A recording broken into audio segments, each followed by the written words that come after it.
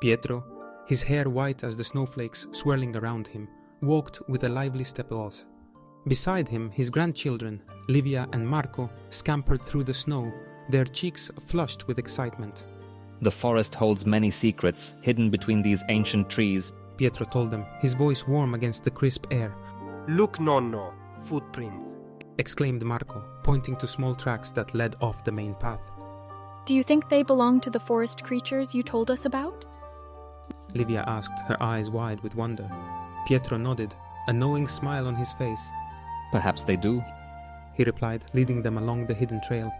Pietro paused, gesturing to the clearing. This is where the magic often reveals itself, he whispered, his voice filled with reverence. As they stood at the lake's edge, a golden light began to shimmer across the ice, casting an ethereal glow over the scene.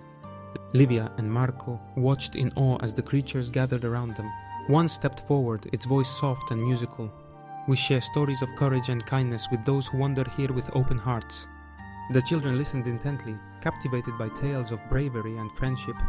Pietro felt a deep contentment as he watched his grandchildren, their faces lit with wonder. Every step is a blessing, every moment a memory, he thought, feeling the connection between his past and their future. Will we see them again, nonno? asked Marco as they walked. Perhaps, Pietro replied. But even if we don't, their stories live within us.